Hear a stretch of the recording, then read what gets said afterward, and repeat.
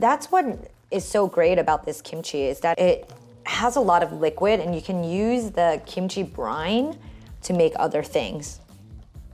So here's our kimchi.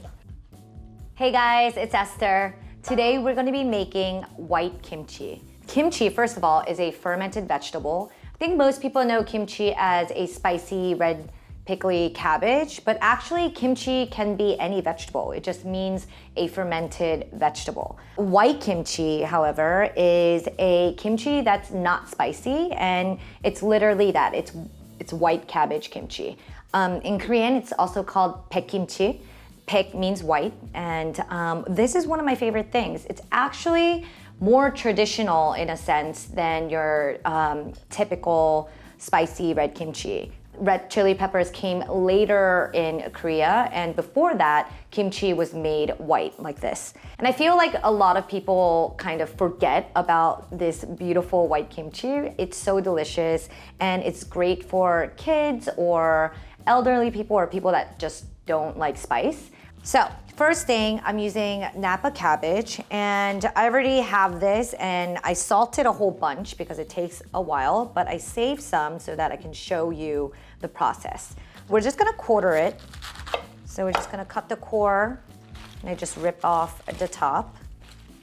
And for any kimchi, you have to brine the vegetable. And what that means is that you're salting it and letting the moisture draw out of the vegetable.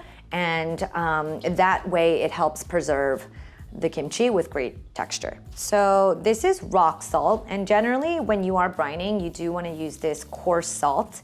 So how we will brine the cabbage, and this is like a traditional way of doing it, you grab the most outer layer, and you'll just sprinkle some salt in every layer, like so. And this is, I feel like, a fun project. Once you get the hang of it, I feel like it's really easy and fun to do. And then we want to flip it over like that, right? And just let it sit and brine. And it depends on the size of your cabbage, but it's about 8 to 12 hours when you're doing a whole head. Every 2 hours, I would like flip them and kind of make sure that they're moving around so they brine sort of evenly. And then afterwards, you will wash it about 3 times. I always say wash your vegetables at least 3 times. And then let it drain and let all the water kind of drain out. And it's nice and wilted. You can see the cabbage is like flimsy. And I encourage you to taste it. I always taste like a middle leaf. And it should be slightly salty, but not too salty, but also not salty. So I know that sounds confusing, but it's like a slight briny taste, and that's what you're looking for. I would say out of kimchi, this is probably the hardest process, the brining part, because the vegetables are all different in size and shape. You just kind of have to know a little bit, and the more times you make kimchi, the better you will get at it. Almost every base of a kimchi paste, you'll make a rice roux or some sort of roux, and this is the glue that holds the sauce together. It'll actually help with the fermentation process as well. So it's really, really simple. Sometimes it's used with like a lot of different grains, but most likely you'll see rice flour. So I have 1.5 cups of water and 1/2 cup of rice flour and 1/2 cup of sugar. Okay, and before you put it on the heat, we want to mix it first. And make sure everything dissolves. The reason for this is because if this heat is on and you're trying to do this, the flour will clump up and you'll have like a very clumpy rice roux. And then from here, we'll turn on the heat. We will start at high and then we'll simmer it. This is one part of the process. You kind of do have to babysit this because you can step away for 2 seconds and come back and it will already be clumpy. And I've done it a million times, so I'm telling you, Don't step away from the pot. Just be patient, keep whisking. I don't know, just get into the moment. So I'll start on high, and when I feel like it's heated up and you see bubbles forming on the side, then we'll bring it down to a low. See, already I'm starting to feel it get thick, and actually had to take it off the heat because I can tell it's getting clumpy. If I didn't turn off the heat, you got clumpy rice roux, and that's not what you want. Okay, this is ready. And now we'll let this cool before we use it. So for this recipe, we're just gonna throw everything in a blender because it just makes things so easy. I have some Asian pear that I've just peeled and cut into chunks. We'll throw that in. And then I also have an onion, just one onion, and then one whole head of garlic, a large head of garlic. We want about at least 10 to 15 cloves. Throw that in there. And then a good amount of ginger, about like that much.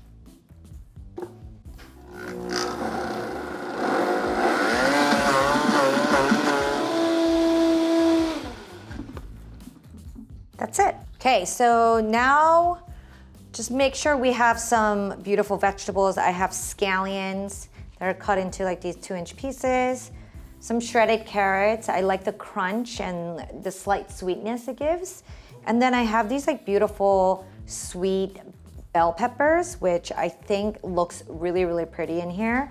And also that sweetness of the pepper, it's awesome. We'll throw all of that in here.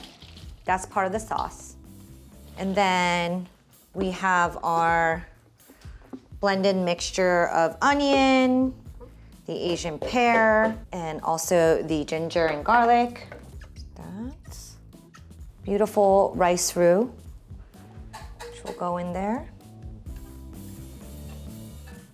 And then, very, very important, fish sauce. So fish sauce is usually the heart of like what gives kimchi that super umami flavor. If you're vegetarian, you can totally just use oyster sauce, or what I like to do is sometimes use like dried mushrooms. That works really great. But fish sauce, total staple in kimchi. So I have a cup of fish sauce. And then also this, I feel like is so beautiful in white kimchi. It's salted shrimp. So it's salted fermented baby shrimp, and you can buy this online at an Asian grocery store. It's super easy to find, and that is awesome in this kimchi. And now this is kind of like a fun ingredient. I'm using lime seltzer, and the carbonation of the seltzer water kind of adds this effervescence to kimchi, and it just kind of helps the process. My grandma taught me this, and I just think it's like a fun thing, and I kind of like just love it, and it really does make a big difference.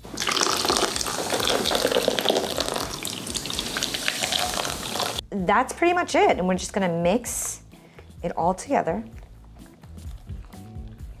Just gonna taste it, so I know that it's well balanced. I always love to taste everything.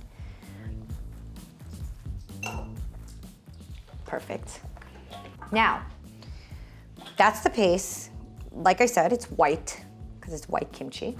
We have our brined cabbage here, and then make sure you have a jar that you're gonna put it in. Any clear glass jar, mason jars work great, or even Tupperware, as long as it has like a really tight lid. I definitely recommend using glass though, okay? So there's my jar. I'm just gonna throw on some gloves when I do this, because if not, your hands are just gonna smell like garlic for days. So I recommend using gloves. Now what we're gonna do is kimchi, we're just gonna put it in here, And grab some of your filling, like all the vegetables, and just kind of put it in between each layer of the kimchi, like so. Okay, make sure you get every layer. Make sure you put a lot of the paste on there. And the paste might seem a little watery, but that's what is so great about this kimchi, is that it has a lot of liquid and you can use the kimchi brine to make other things. So here's our kimchi. I'm going to just make sure that it's nice and tight and rolled up, and then you place it into the jar. Okay. So there's one. Between each layer also, I like to add some of the vegetables in there, like that. Okay, and then we'll move on to our next one. I mean, it's not that hard, right? Stick it in there and push it in. And you see all the kind of like all the liquid forming. You want it to definitely be like that because we don't want any air. And that looks good. I'm gonna stop there because we want to give it some room so that it ferments. But what I'll do is add some of the color on top, like that. Just make sure everything's like really well covered in there. Okay guys, so I left a little bit of room on top, just so when it ferments, it can have space to kind of breathe and rise up. And I'm just gonna wipe the sides to clean it up. And then get some cling wrap.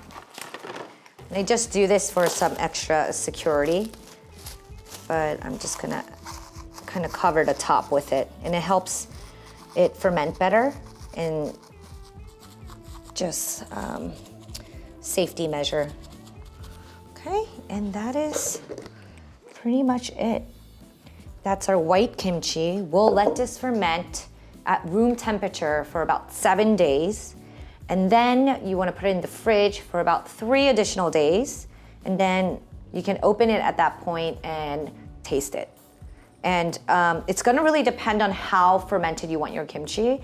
But I'd say like 10 days is great.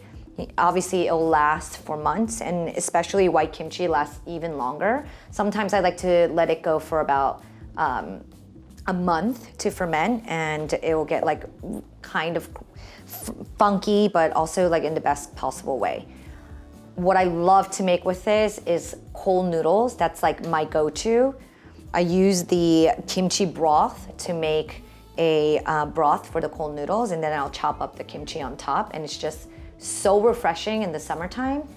Amazing, like super, super delicious. But also just by itself, it's such a pleasure to eat this, and it's obviously not spicy. It just has this like amazing, refreshing quality to it. You have to try this. It's amazing. And if you want to see me make some dishes with the white kimchi, please let me know. That's pretty much it. Very underappreciated white kimchi. I hope you try to make it at home.